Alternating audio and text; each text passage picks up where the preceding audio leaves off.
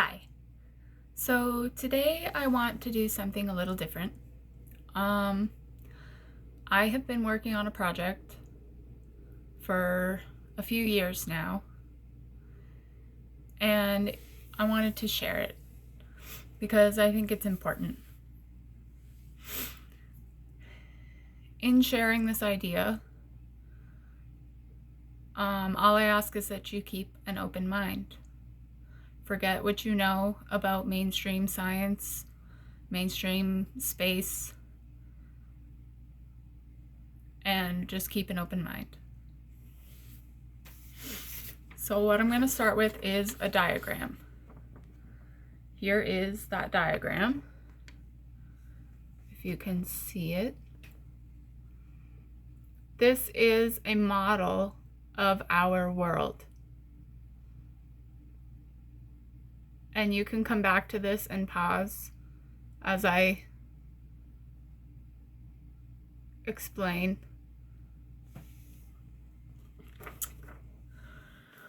So in the middle, where we have this central axis running up and down from the North Pole to the South Pole, we have the flow of energy and water that goes through the 9 realms that relate to the 9 realms of the Norse cosmology. In the very center, we have an abyss. Sorry, I don't know if you can hear me. In the very center, we have an abyss, which is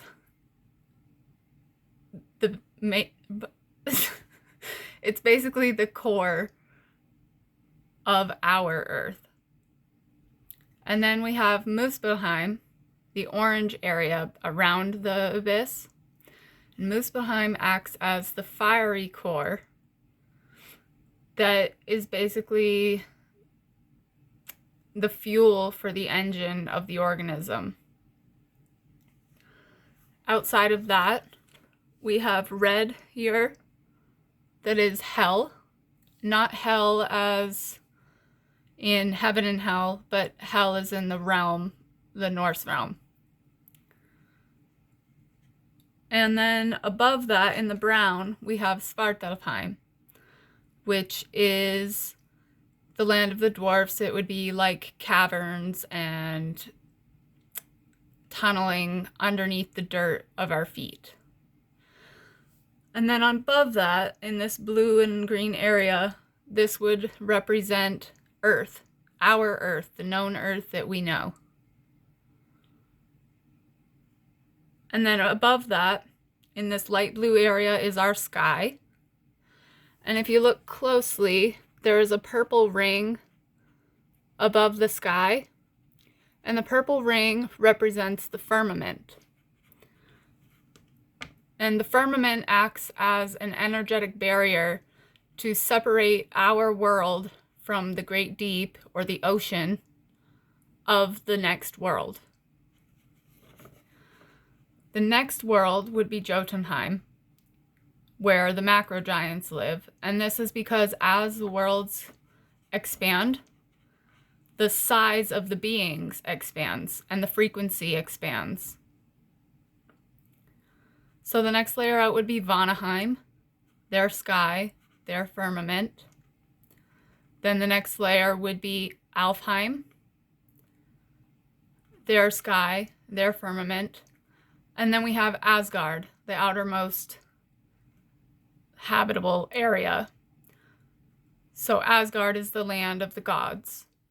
And then they have their sky and their firmament. And surrounding that is Niflheim. And Niflheim kind of gives way to that vast empty space. But it's icy mist that kind of encases the entirety of the 9 realms. And the energy flow, the flow from Niflheim, the icy waters, the icy mists, comes in through the North Pole, where there would be a whirlpool, and it travels in a spiral down the central axis into the fiery depths of Muspelheim, where it creates steam and is basically an engine that creates the life of the organism or the cell. And you could look at this as a cell. You could look at this as an egg in a female's body.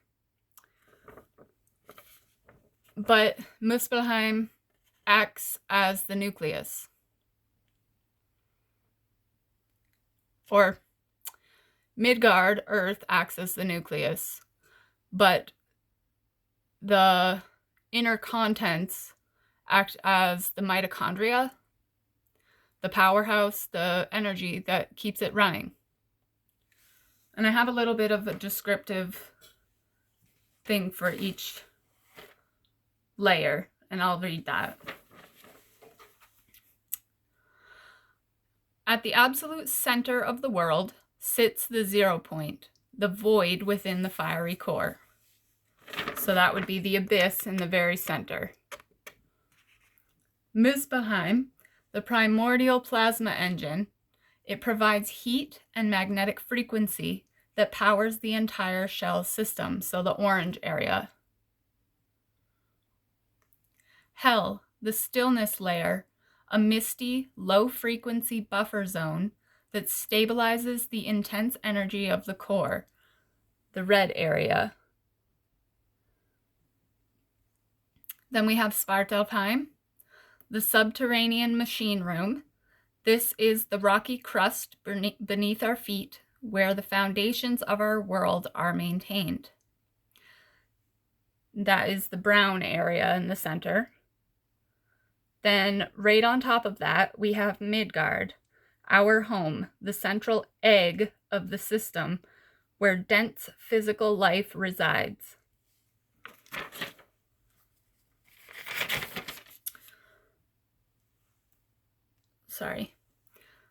Then we have the ocean, the great deep that sits between each realm, acting as a physical and energetic insulator. So each ocean acts as an insulator for the next world. Land, the solid foundations of each shell, where land masses of the giants and gods exist. So each ocean has its own land masses, just like our own.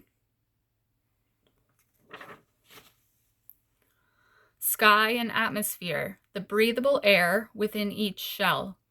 When we look up, we are looking through this gap towards the next world.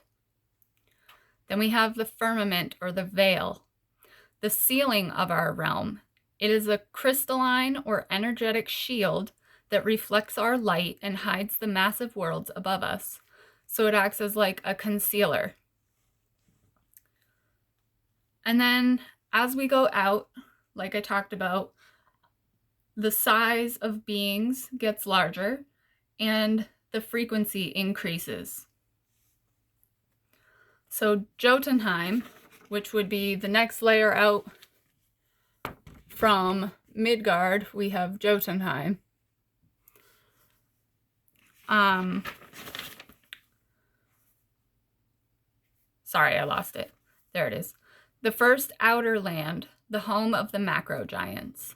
Then from there, we would have Vanaheim, the realm of natural mastery and biological harmony. Then we would have Elfheim, the high light shell where energy of the aether is most visible. Then we have Asgard, the outermost physical realm, the command center and origin of the divine Bifrost. And right in the middle, this vertical line that goes from the south and from the north to the south is the central axis. This is the ether brine, a mixture of water and pure spirit. It flows in at the North Pole and flows out at the South Pole, creating a continuous waterfall of energy that sustains every layer of life. And then outside of that, we have Niflheim. And Niflheim is the cell membrane. This is the final frozen mist that encases our entire system of 9 realms, protecting the egg as it undergoes a great reset. And the Great Reset is just the rise of consciousness. It's not cataclysm, it's not destruction. It is a rise in consciousness, a rise in frequency. And I have a little message to the chosen. If you feel the pressure of the birth pangs, it is because the central axis is increasing its frequency. You are being called to harmonize with the high stream of the waterfall. So in Midgard, we are what maintains the health of the entire organism. Our balance between light and dark is what maintains the true balance of the whole organism of 9 realms. And when we are imbalanced, like we are, when we are imbalanced, like we are now, where we have more dark in the world than we do light, the health of the entire organism declines. And in order to fix that, we need to be inclined to light. More of us humans need to embody goodness and stop consuming the dark. Because as we consume dark, the dark consumes us. And if we allow the dark to consume us, we alter the health of our entire system of 9 realms. We're not just decaying our own world, we're decaying the outer and the inner worlds.